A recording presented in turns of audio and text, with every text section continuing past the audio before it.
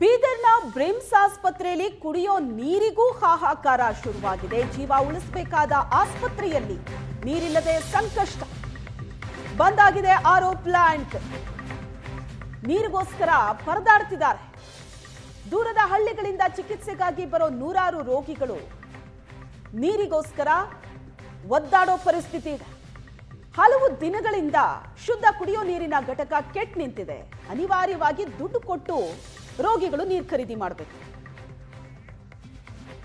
ಬೀದರ್ನ BRIMS ಆಸ್ಪತ್ರೆಗೆ ಬರ್ತಕ್ಕಂಥ ನೂರಾರು ರೋಗಿಗಳು ಹಾಗೂ ಅವರ ಸಂಬಂಧಿಕರಿಗೆ ಅಂದರೆ ಆಸ್ಪತ್ರೆಯಲ್ಲಿ ಕುಡಿಯುವ ನೀರಿಲ್ಲದೆ ಹೈರಾಣಾಗತಕ್ಕಂಥ ಒಂದು ದುಸ್ಥಿತಿ ಕೂಡ ಇಲ್ಲಿ ಎದುರಾಗಿರ್ತಕ್ಕಂಥದ್ದು. ಸದ್ಯ ನಿಮಗೆ ರೋಗಿಗಳ ಸಂಬಂಧಿಕರು ಹಾಗೂ ರೋಗಿಗಳು ಯಾವ ರೀತಿಯಾಗಿ ಕುಡಿಯುವ ಹನಿ ನೀರಿಗಾಗಿ ಸಂಕಷ್ಟ ಪಡ್ತಾ ಇದ್ದಾರೆ, ಇಲ್ಲಿ ಇರ್ತಕ್ಕಂಥ ನೀರಿನ ವ್ಯವಸ್ಥೆ ಎಷ್ಟು ಹದಗೆಟ್ಟಿದೆ ಎಂಬುದರ ಬಗ್ಗೆ ನಿಮಗೆ ತೋರಿಸ್ತಾ ಹೋಗ್ತೀವಿ.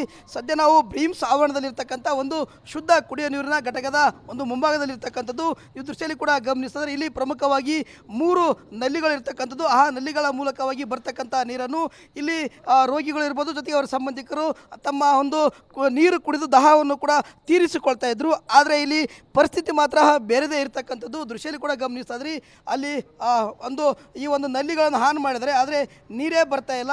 ಇಲ್ಲಿ ಇವರು ಕೇವಲ ಒಬ್ಬರು ಮಾತ್ರ, ಇಲ್ಲಿ ಹಲವು ರೋಗಿಗಳು ಹಾಗೂ ಅವರ ಸಂಬಂಧಿಕರು ಕೂಡ ಇಲ್ಲಿ ಕೈಯಲ್ಲಿ ಅಂದರೆ ಖಾಲಿ ಬಾಟಲ್ಗಳು ಹಿಡಿದುಕೊಂಡು ನೀರಿಗಾಗಿ ಕೂಡ ಗಂಟೆಗಟ್ಟಲೆ ಇಲ್ಲಿ ಕಾಯ್ತಕ್ಕಂಥ ಒಂದು ದುಸ್ಥಿತಿ ಇರ್ತಕ್ಕಂಥದ್ದು. ಆದರೆ ಇಲ್ಲಿ ಬ್ರಿಮ್ಸ್ ಆಡಳಿತ ಮಂಡಳಿ ಎಷ್ಟು ವೈಫಲ್ಯತನ ಇಲ್ಲಿದೆ ಅಂದರೆ ರೋಗಿಗಳಿಗೆ ಒಂದು ಹನಿ ಕುಡಿಯುವ ನೀರು ಕೂಡ ಸಿಗ್ತಾ ಇಲ್ಲ.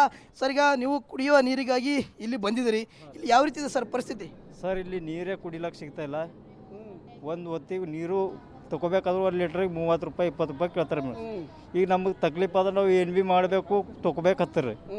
ಹಾಗಾಗಿ ಇಲ್ಲಿ ನೀರಿನ ವ್ಯವಸ್ಥೆ ಮಾಡ್ಬೇಕಂತ ತಮ್ಮಲ್ಲಿ ಕೇಳ್ತೀವಿ. ಅಲ್ಲ ಸರ್, ಈಗ ನೀವು ಸರ್ಕಾರಿ ಆಸ್ಪತ್ರೆ ಅಂದರೆ ಕುಡಿಯೋ ನೀರು ಇರುತ್ತೆ, ಜೊತೆ ಸರಿಯಾದ ಟ್ರೀಟ್ಮೆಂಟ್ ಇರುತ್ತೆ ಅಂತ ಅಂದ್ಕೊಂಡಿರ್ತೀರ. ಬೇರೆ ಬೇರೆ ಗ್ರಾಮಗಳಿಂದ ಬಂದಿರ್ತಾರ, ಹಳ್ಳಿಗಳಿಂದ ಬಂದಿರ್ತಾರ. ಇಲ್ಲಿ ದುಡ್ಡು ಕೊಟ್ಟು ನೀರು ಖರೀದಿ ಮಾಡುತ್ತೆ ಎಂಥ ಒಂದು ದುಸ್ಥಿತಿ ಅಂತ ರೋಗಿಗಳದು.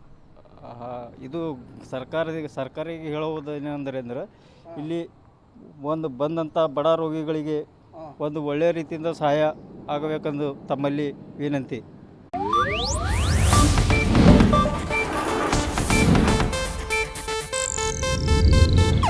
ಇದು ಏಷ್ಯಾನೆಟ್ ನ್ಯೂಸ್ ನೆಟ್ವರ್ಕ್ ಪ್ರಸ್ತುತಿ.